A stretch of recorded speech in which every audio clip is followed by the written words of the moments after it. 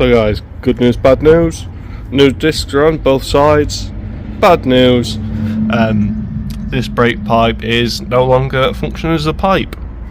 It's more like a colander. Yeah, bleeding the brakes up.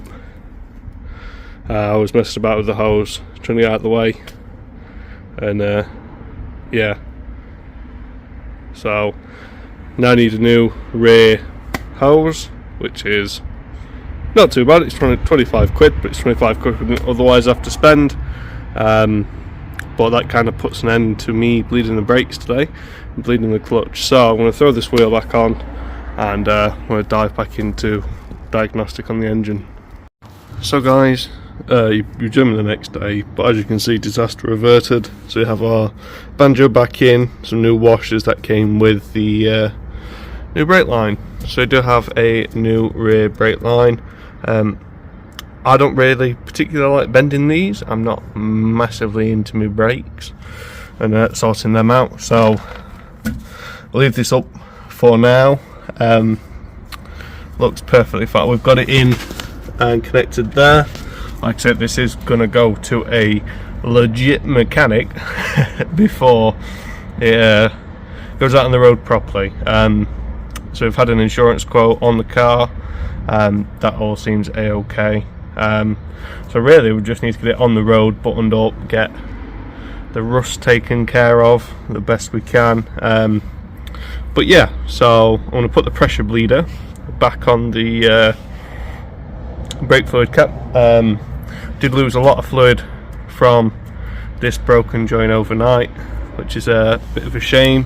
I think cut, yeah, so you can see the old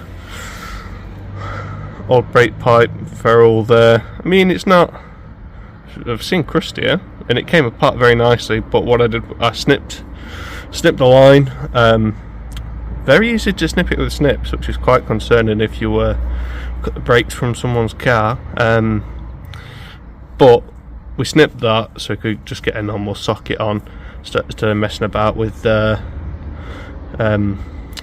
brake pipe spanners, because this is a 10 there, but then this new one, it's an 11, which is on my brake pipe spanner.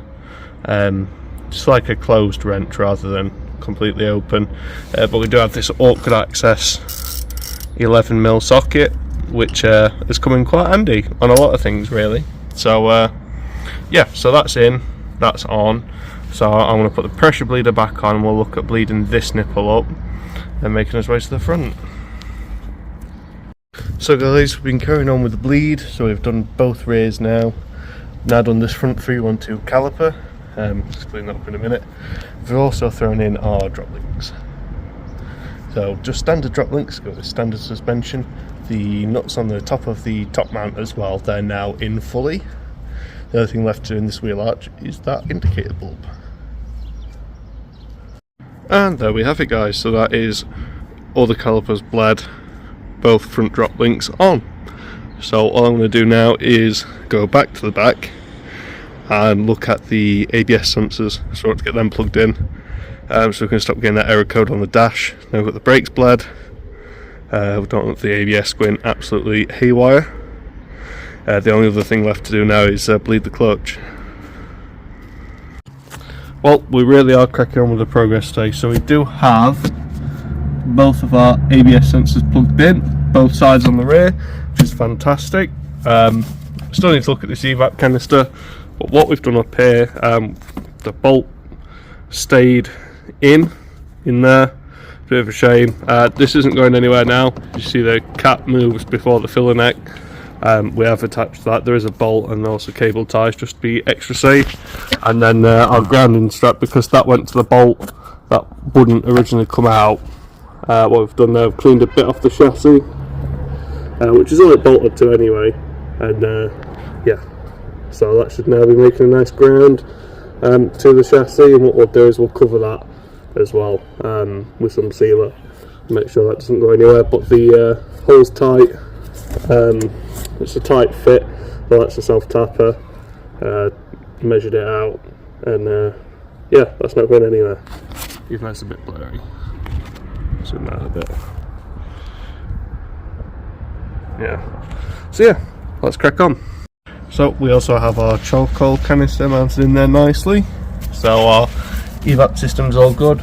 Now both of those connections are plugged in. This is on its bracket now. So all I need to do is stick a bolt up through the underside here, which we'll do that in a sec. And then our canister is in, out of the way of the wheel. All nice, no cable ties on that, just like OEM. Surprisingly, this tank fits really well. And this is an Ibiza tank. So yeah. So yet more progress. As you can see, we have our fuel flap door nicely back on. If I give this cable a pull, hear that there, ta-da, we have a working fuel flap. Now, place it with a Phillips head rather than a Torx, just so I had them laying about, fairly easy. That's all nice and in, the cover's back on, any spilled petrol will drain out. That's quite nice. I did cut the original fuel cable in the car, which is a bit silly, but we have a replacement here. So if you ever have a problem with your fuel flap not releasing or not shutting, there's a little toggle that sits all in this. It's spring loaded. Just pull your carpet back and make sure that's pushed in. That should be that. Obviously you can see here our wiring. So none of this is like permanent. We do use heat shrink. Those I didn't have my soldering irons, so they're twisted and taped for now. But we'll see how that one goes. So they're with the original body ones for the Ibiza, so that's ground and side light. So we have indicator and brake light. Same on this side. There was two connections that I ended up taping. Yeah, so we've got indicator and brake light, and the colours seem to match up on those. So only thing left to do really is get a test. But also at the same time, what I really want to be testing is whether this will move forward, back, and brake under its own steam. So we're making progress towards its first move under its own steam.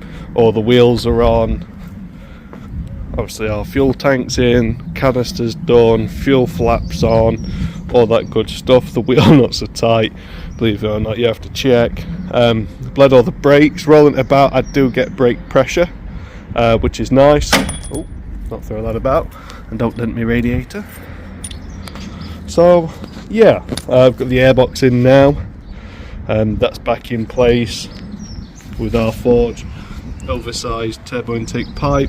Now, I do believe that's a Mark IV Golf one.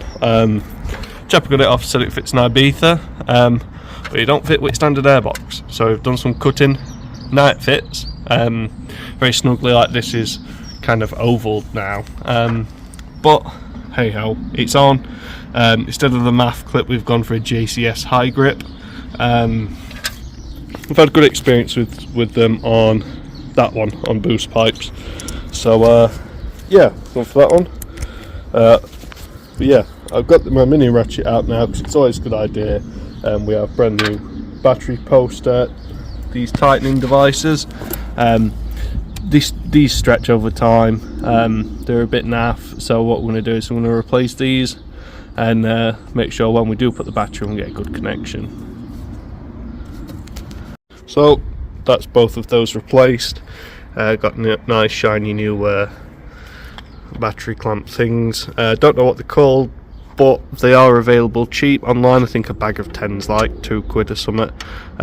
Our positive don't look too bad, but that was the state of our negative.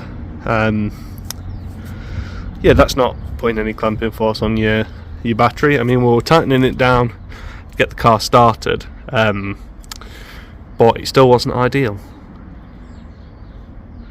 So yeah, new one's on, so we can throw our battery on, secure the battery, and yeah, see if we can get it to move about. So, we've got both my Fabias together. So what we're going to do, I'm going to connect the battery with you guys on the tripod. I'm going to fire it up, and then we're going to see if we can move it forwards and backwards. We do have some tyre stops just out of frame over here, just in case the brakes don't work. They should. I've bled them, I've rolled it, I've pressed the pedal. We should be a-okay.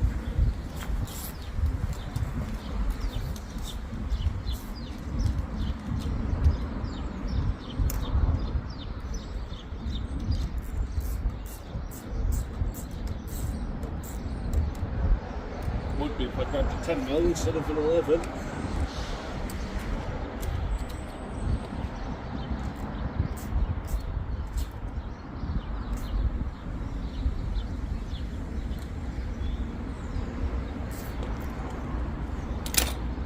So that's our battery connected.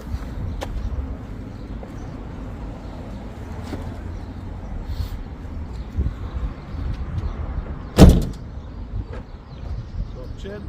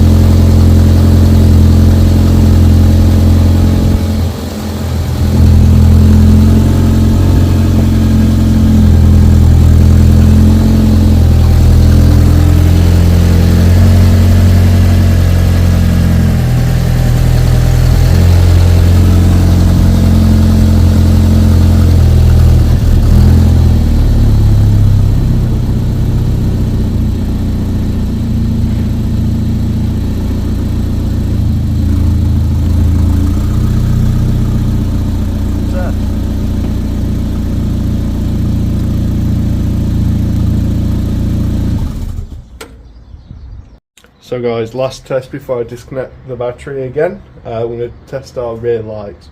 See if we've not got our third brake light plugged in, so that's not in frame. We were focusing on the actual back lights.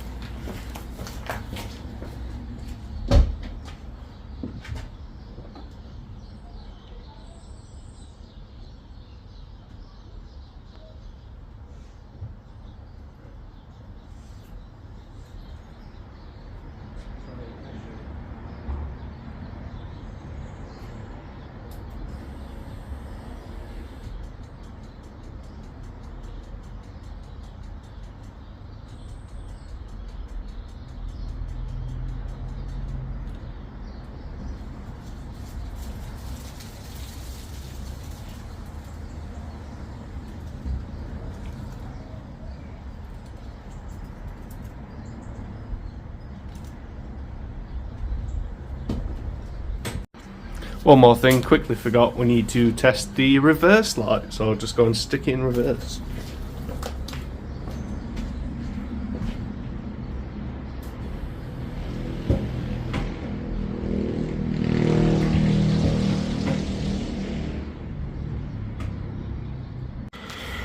So that's it, the car's back in the garage. It's the first time it's ever backed itself in. Winner. Means now I don't need to pull it in and out. I can throw the battery on and drive it on out, which is spot on. But we'll still pull and push it for a little bit, but left it in gear so it doesn't roll anywhere. But yeah, we'll get us a blue bumper. So I'll be moving this inside, and I mean, it's a horrible job so far, but it's well off. It needs way more paint on it. Yeah, it's blue, which yeah, it wasn't the best bumper to start with. It won't be the bumper that stays on the car. There is someone breaking one fairly local to me, so I'm going to try and get actual painted panels, so it'll be a little better. Also with the bonnet, so with the bonnet now, I've got that scuffed up, so that's ready for a bit of paint, and hopefully find a passenger wing, and yeah, should have this panelled up all blue, which will be very nice. But yeah, so it runs, it starts, it moves, it brakes. We are going to have to do something with the brakes. You still have to pump it, but I have to do the VCDS ABS pump bleed. That just juggles all that about, gets any air out of there, because the system did run dry. But yeah, I mean, it's in, it started, it moved. We do still have the throttle issue, so I have to clear codes before giving it any revs. Yeah, I think that's because we're not using the Ibiza pedal, which we probably should. So now I've got to find out what's the original part number and try and get one. So that'll be fun. But yeah, thanks for watching.